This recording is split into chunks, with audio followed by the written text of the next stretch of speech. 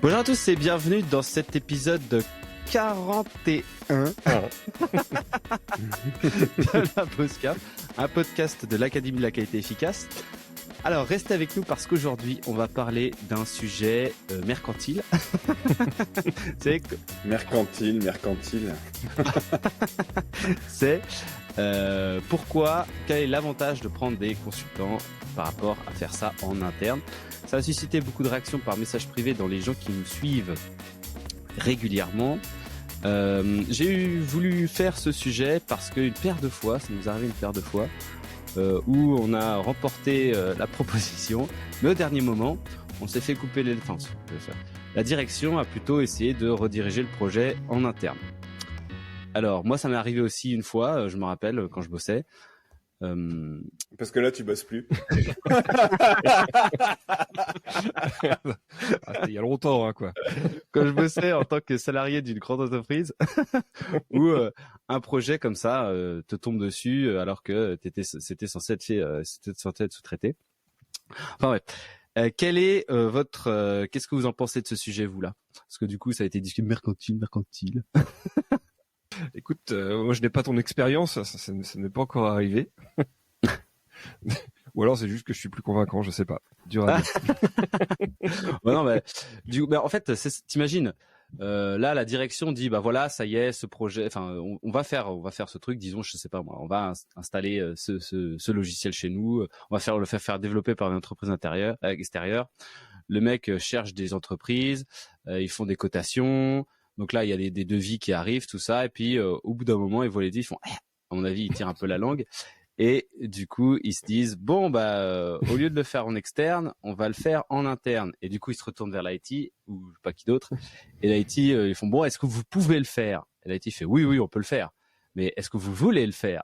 Ah non. C'est ça. Ou alors, pour quand ça peut être fait?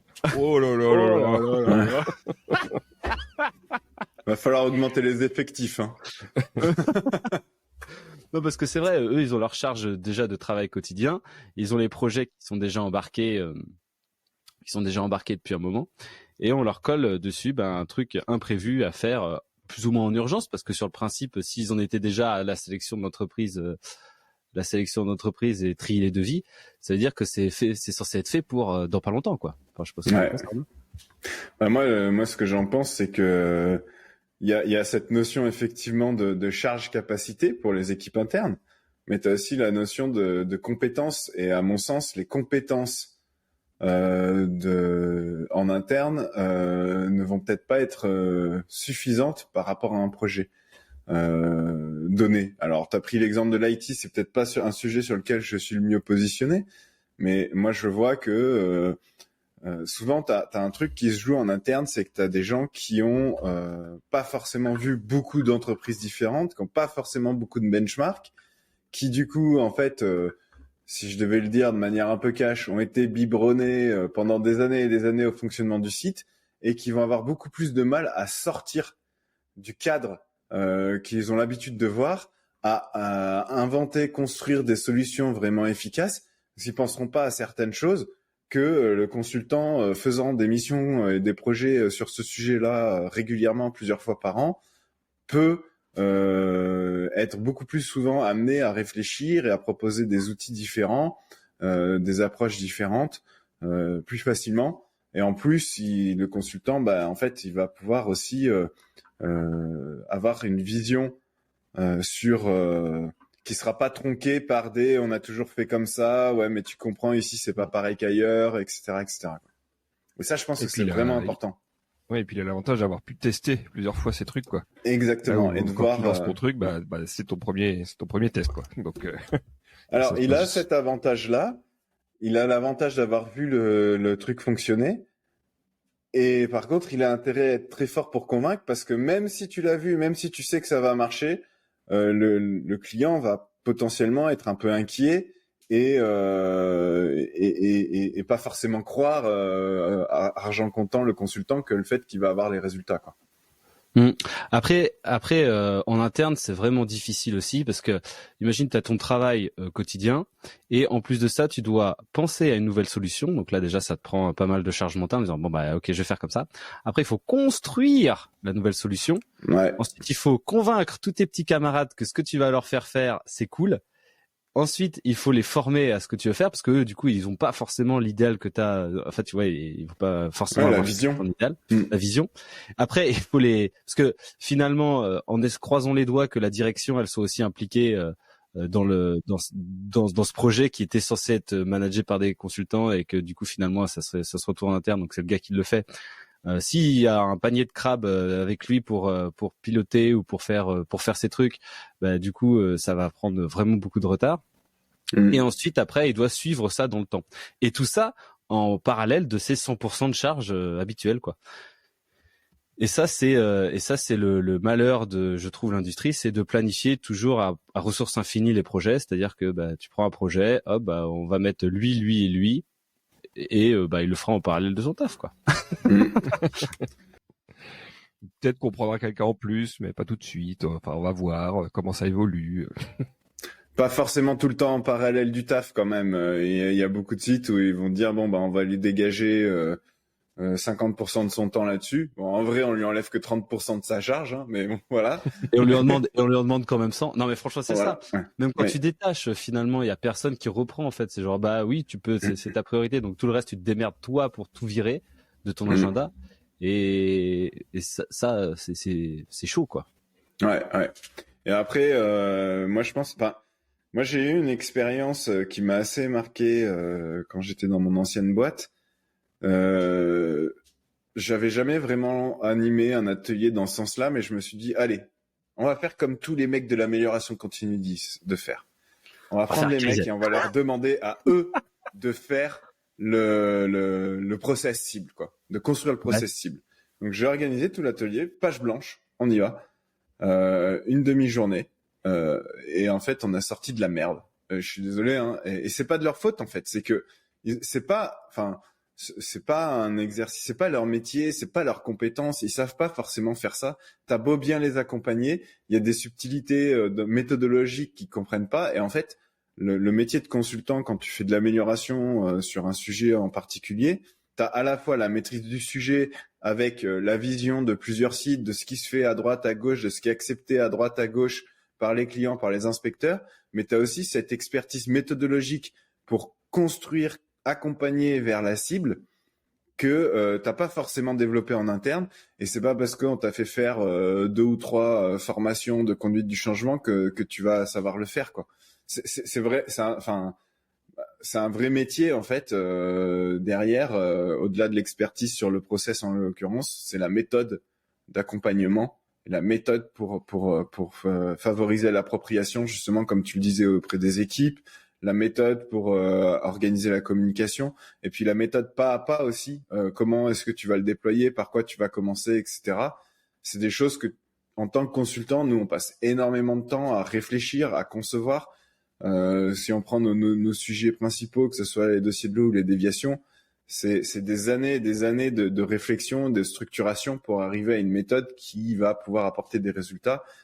Et quand t'as pas ces années et qu'on te dit bon allez les gars, en interne vous allez nous améliorer le process de déviation, tu vas avoir tout le monde qui va ramener un petit peu sa petite idée de droite, de gauche, avec des arguments des fois irréfutables. Tu vas pas savoir comment les challenger. Tu vas pas savoir aussi dans quel ordre prendre les choses pour pouvoir y arriver. Et donc finalement, tu vas passer des fois 6 mois à essayer de faire quelque chose qui va peut-être aboutir ou peut-être pas. Alors qu'avec un consultant, tu vas passer beaucoup moins de temps et tu vas vite passer dans le résultat. T'as aussi, c'est super vrai. T'as aussi justement le fait que le consultant c'est une personne extérieure. Et en fait, tu passes complètement l'animosité qu'il peut y avoir entre les personnes, l'expérience. Enfin, tu vois, en gros, tout le monde sait que tout ce que tout le monde a fait depuis des années, tu vois. Et puis, finalement, le consultant c'est une personne nouvelle qui va avoir beaucoup moins de mal enfin, qui va passer un peu au. En gros, déjà, il va pouvoir avoir moins de mal à dire les choses, c'est-à-dire que t'es pas obligé de vivre avec dans le même bureau pendant les 10 prochaines années. Hein. Donc là, tu peux vraiment dire les choses quand t'es consultant, tandis qu'en interne, tu marches quand même un peu sur des œufs, quoi. Oui, Mais en fait, pour moi, il y a l'avantage et l'inconvénient. Donc déjà, effectivement, en interne, tu marches sur des œufs, tu vas peut-être parfois même pas être écouté, ou alors tu vas sortir beaucoup plus les rames pour être écouté, parce que aussi, il y a un fait, hein, c'est qu'à un moment donné, la direction, elle a accepté de payer des consultants, et donc quelque part, le fait qu'elle ait payé, elle va plus facilement écouter que quand, si tu dis au mec en interne de le faire, t'as pas sorti le chéquier pour payer l'intervention du mec de ta boîte, quoi. Donc, tu vas être plus entendu en tant que consultant, peut-être plus entendu par des sponsors, par des directions. Mais par contre, sur le terrain, il y a aussi une méfiance du consultant qui peut apparaître. Hein, ça dépend des gens, hein, mais voilà, dire ouais, mais de toute façon, vous connaissez pas notre site. De toute façon, nous, on n'est pas comme tout le monde. Ce que vous dites, ça marche ailleurs, mais ça peut pas marcher chez nous. Tu vois, il y a cette méfiance aussi de vous connaissez pas notre environnement. Pourquoi est-ce que c'est vous qui venez nous dire comment travailler? Si je caricature. Ouais, j'entends, mais cette méfiance, elle est plus présente quand le sujet tombe comme un cheveu sur la soupe. Par contre, si les gars, ils galèrent depuis déjà 1 an ou 2 ans à essayer de faire le truc, ils ont essayé en interne une fois ou deux, ça a moyen marché. Du coup, quand ils font ça y est, la direction a craqué, ils ont payé un consultant, on va l'écouter quoi, parce qu'ils ont essayé. Tandis que si c'est la direction ou un audit groupe qui arrive, qui fait là on va leur mettre un consultant pour qu'ils améliorent ça. Les gars ils savaient pas vraiment qu'ils avaient ce problème là. Et c'est là où ça combat dur quoi. Ouais, mais je suis pas tout à fait d'accord aussi. Hein. T'as vraiment tout plein de cas de figure. T'as le cas de figure de ça fait un moment que les gars ils triment à essayer d'améliorer, ils y arrivent pas forcément, mais ils ont déjà fait plein de choses. Et de se dire putain, il y a un mec extérieur qui vient recasser ce qu'on a fait, etc. Ça peut bloquer aussi. Hein. Donc en fait, l'avantage du consultant, c'est qu'il va plus facilement avoir l'oreille effectivement de la direction. Il va peut-être pouvoir faire passer des messages qui sont plus durs à faire passer en interne. Maintenant, il faut que le consultant, et j'estime que c'est un peu aussi nous notre position, hein, il soit vachement empathique et proche des équipes terrain, parce que c'est peut-être plus là où il va y avoir de la méfiance. Et après, en règle générale, quand on commence à expliquer, quand on commence à travailler avec eux, ça se déverrouille bien. Mais de prime abord, il peut y avoir une méfiance comme ça. Et puis faut que tu vois, aussi, il faut que le consultant, ça soit pas, faut que t'aies un peu l'expérience, quoi. Faut que ça se voit que tu saches de quoi tu parles. Ah ouais, ça c'est sûr. Ça c'est sûr. Si c'est quelqu'un qui vient de ça, qui a pas trop d'expérience, etc., il va se faire bouffer, quoi. Ouais, complètement. Et après, je pense aussi, si on regarde, si on reprend la question de base, est-ce qu'il vaut mieux y aller avec des gens en interne ou des gens en externe? Donc on a abordé pas mal de points, mais il y a aussi la notion de quand tu as l'habitude de faire des projets de ce type-là, t'es aussi conscient un peu plus des impacts que ça peut avoir à droite à gauche, plus que quand tu fais le projet, c'est la première fois que tu le fais et tu le fais pour ta boîte en interne, quoi. Et tu peux sous-estimer certains impacts et moins les anticiper, et ça peut être un vrai frein après pour la mise en œuvre finale de l'amélioration, quoi. Il y a un truc intéressant aussi quand t'es en interne en général, t'as l'impression où tu vas penser connaître bien ton process, quoi. C'est-à-dire que tu vas faire ton mapping un peu tout seul. Ensuite, tu vas imaginer ta solution un peu tout seul, parce que oui, en vrai c'est normal. Hein. Moi je l'ai fait ça. et finalement, quand t'arrives pour tester ton truc, c'est punaise. Il y a plein de trucs qu'en fait j'avais pas pensé, et c'est exactement ce que tu disais, quoi. Il y a plein de trucs que j'avais pas pensé, et en fait ça se passe pas vraiment comme ça. Il y a plein de trucs, tandis que nous, tu vois, on a en tant que consultant, t'as une bonne connaissance de comment ça devrait se passer et tout, mais t'as pas justement ces connaissances de la boîte, et tu vas remettre tout à plat au tout début, quoi. Tu vas regarder. Après, attention, parce que moi j'ai eu aussi l'expérience du consultant qui peut intervenir sur un peu tous les sujets. Nous, on a un cas particulier aussi, c'est-à-dire que nous, on a ciblé certains sujets qu'on rencontre partout, et on fait entre guillemets que ça.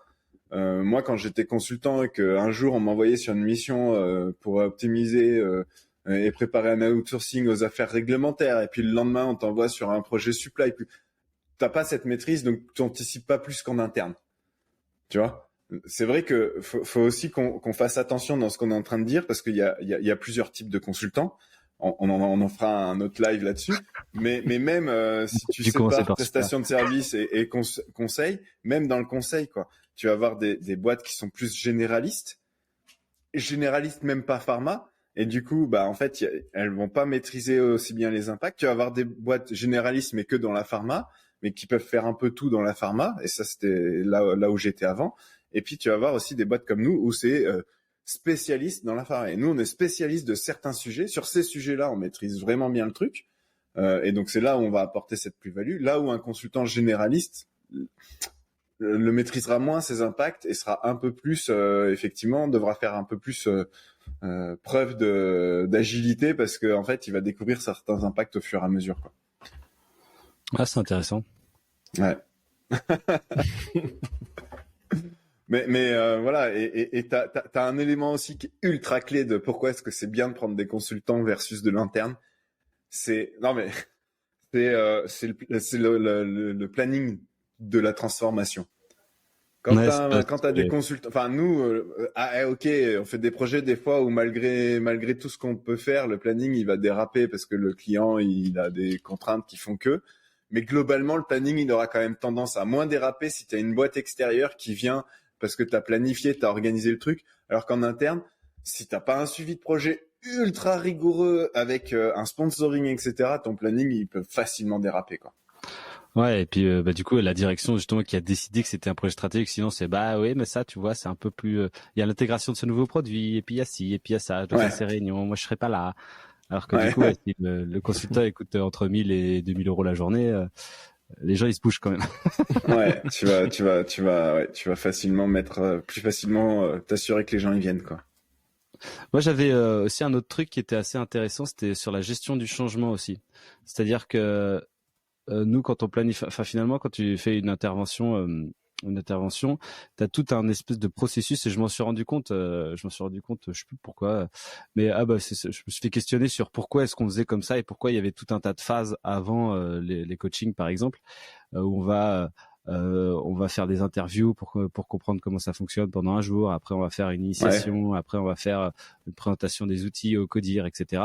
Et en fait, tout ça, ces trois étapes-là, par exemple, ça fait c'est là pour faire rentrer doucement l'ensemble de l'entreprise dans le changement qui va se passer, quoi. C'est la conduite du changement, ouais, t'as raison. Mm. Et c'est de l'éducation aussi, hein. Bah Parce oui, que parce vas-y. qu'on a encore, je reviens sur mes différents cas de figure là, donc même dans le conseil spécialisé, hein, tu peux avoir le conseil spécialisé, on pourrait être spécialiste de la déviation, mais venir avec la feuille blanche à chaque fois et construire les trucs avec les équipes. C'est vrai que nous on a aussi une approche où on va construire avec les équipes, mais avec une feuille de départ, un truc existant en fait. Et du coup, la conduite du changement, elle est pas pareille dans un sens comme dans l'autre. Et c'est vrai que, bah, enfin, ouais, effectivement, les méthodes qu'on a développées nous par rapport aux sujets sur lesquels on intervient, elles sont conçues et dans le but aussi de créer des étapes clés dans le changement pour pouvoir s'assurer que c'est approprié. Et encore une fois, hein, c'est 15 ans de réflexion, hein, au final, hein. Enfin, moi, il y a certains sujets sur lesquels on intervient. J'ai commencé à faire ça il y a 15 ans. Et petit à petit, et depuis 6 ans là, avec l'Académie de la qualité efficace, effectivement, on travaille régulièrement justement pour comment est-ce qu'on peut rendre la méthode plus efficace pour apporter le changement, quoi. Après, c'est pas parce que tu le fais depuis longtemps que t'es fort. Ça, c'est un truc. Ce qui est important de savoir. Ok, merci. Non, Non, c'est ça vrai, c'est dit. je sais plus, j'avais entendu cette histoire comme quoi il y a un boulanger qui est dans le village depuis 30 ans et il fait son pain tout le temps comme ça, et ça fait 30 ans qu'il est là, tandis qu'il y a un jeune qui ressort de l'école de boulangerie, je sais pas s'il y a une école de boulangerie, et il arrive, il s'installe, et là il fait du super bon pain avec du super bon pain parce qu'il, je sais pas, et tout le monde va le voir, et finalement il est là, mais putain, moi je fais mon pain depuis 30 ans, c'est comme ça qu'il faut faire. Alors que non, l'autre il a fait du meilleur pain et finalement tout le monde va acheter son meilleur pain, quoi. Donc c'est la différence entre l'expérience et la compétence, c'est deux choses différentes. Et finalement, en fait, je pense que ce qu'il faut faire, c'est te remettre régulièrement en question. Et le fait que tu vas voir des clients différents régulièrement fait Ouais, que tu reprépares ta mission depuis zéro. Tu re-questionnes ce que tu as fait avec l'expérience de l'admission d'avant, ce qui a bien marché et ce qui a pas marché. Et ça t'oblige constamment à devoir améliorer ton processus de déploiement et ta méthode quoi. Mais ça c'est important ce que tu dis. Et encore une fois, par rapport à ce que nous on fait sur les sujets principaux, on a la chance d'avoir la possibilité de faire ça plus facilement.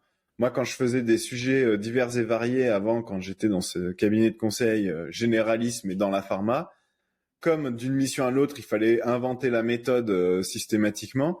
Tu pouvais pas souvent te dire, ok, je fais un retour d'expérience, qu'est-ce qui a pas bien marché, parce que tu savais même pas si tu allais refaire le sujet avant 10 ans, voire même peut-être jamais. Moi, il y a certains sujets, je l'ai fait une fois et c'est tout quoi.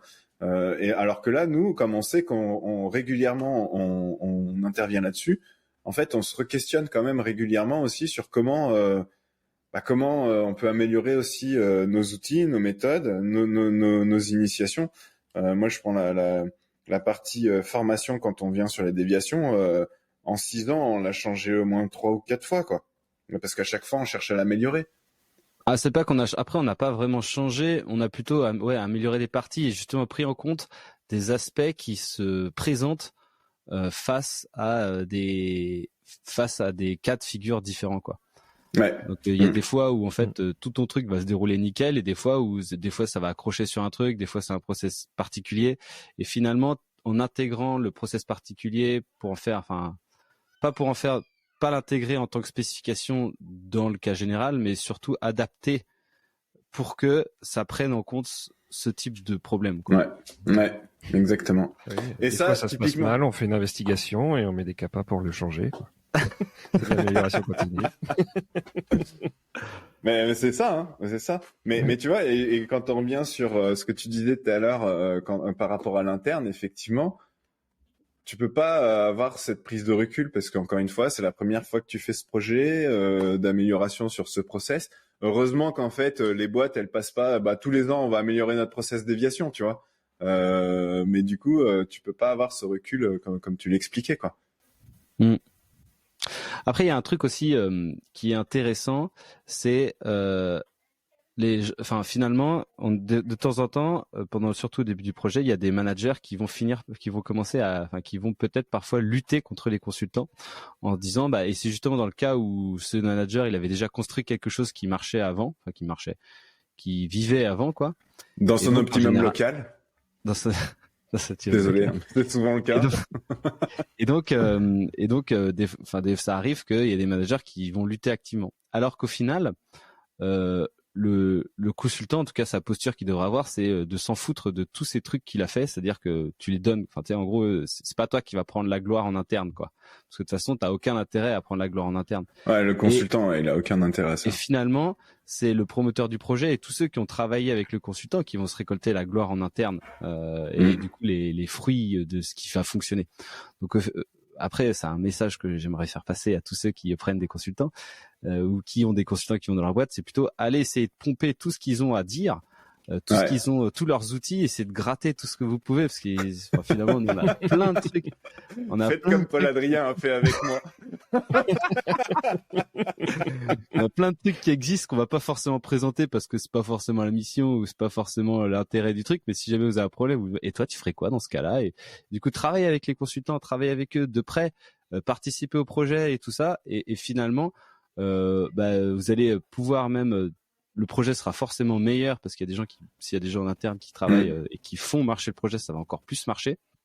Et en plus derrière, vous allez pouvoir récolter plein de choses pour vos affaires et même de valeur et tout ça. Et puis derrière, quand le consultant va partir, qu'est-ce qui va rester? C'est ceux qui ont travaillé avec sur le projet, quoi.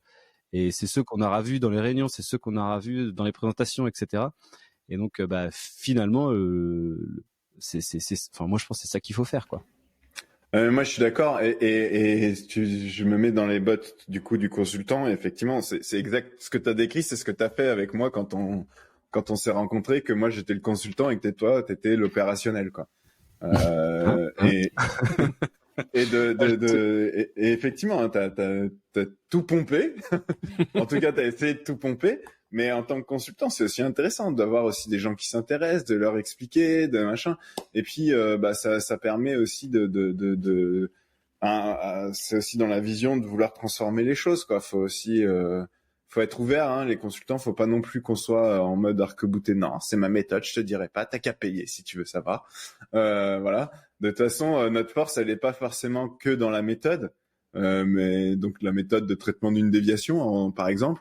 Mais elle est aussi justement dans tout ce qu'on vient d'expliquer, c'est la méthode d'accompagnement et la conduite du changement, quoi. Donc en tant que consultant, il faut être ouvert aussi à partager des outils, des méthodes pour justement faire briller les gens en interne. Ouais, le consultant, nous, on s'en fout en fait de briller en interne, quoi. Et moi, je sais, pendant des semaines, j'ai essayé d'avoir ton filtre ton filtre déviation événement. J'ai dit, putain, il a un filtre déviation événement, il faut absolument que je l'ai. J'osais pas te le demander. Et du coup, tu veux pas me le montrer, et du coup, je peux le prendre en photo. J'ai essayé pendant des semaines de l'avoir. Mais il était affiché sur le panneau de pilotage.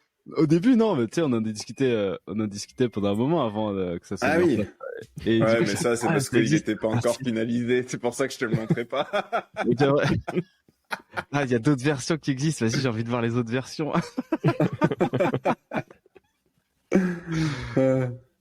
Non, c'était.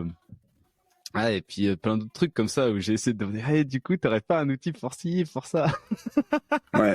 Qu'est-ce que tu penses qu'il faudrait faire là-dedans? C'est trop bien, moi, je trouve.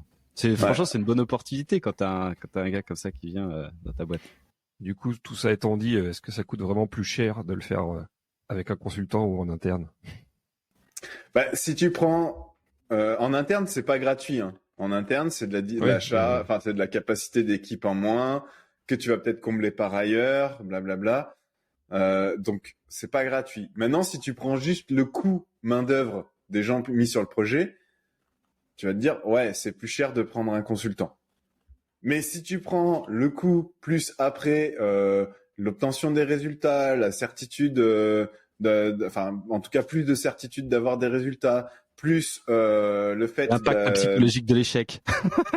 Ouais, là, non, mais c'est ça. Limite, s'il y a un échec, c'est vrai. Non, mais bref, t'as aussi la maîtrise plus sereine du planning.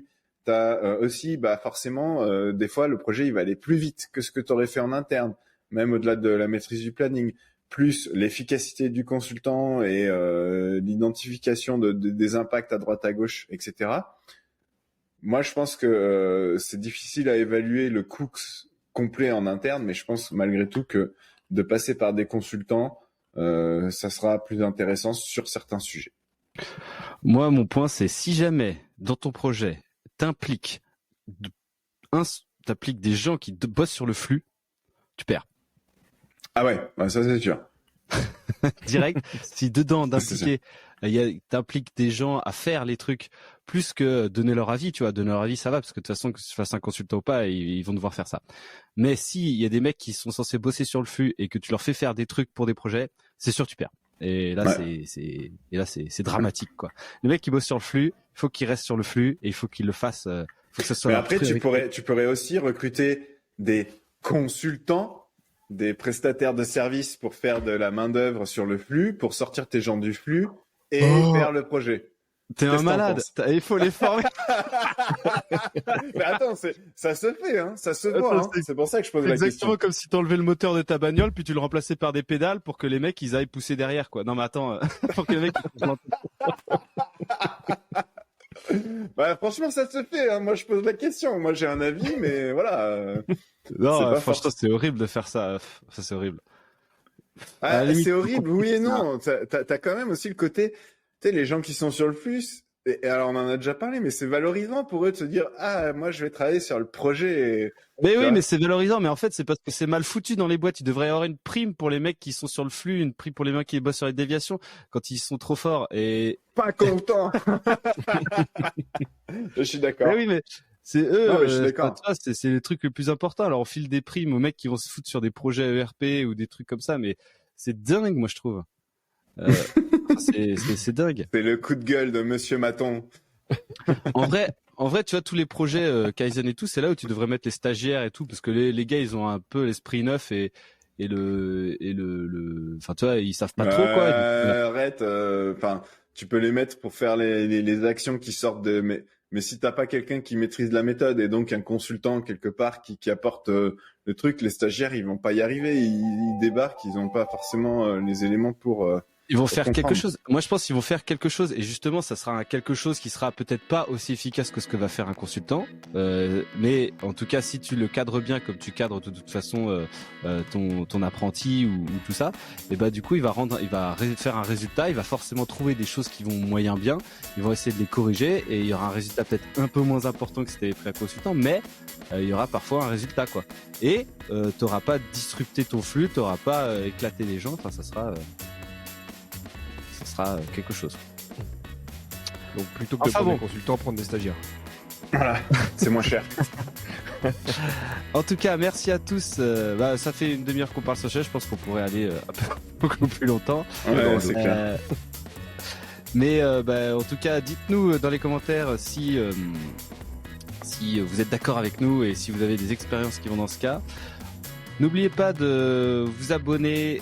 Encore une fois, il y a un nombre trop faible d'écouteurs, d'auditeurs, qui sont abonnés par rapport aux écoutes. Donc ça, c'est pénible si on veut valoriser un peu notre truc.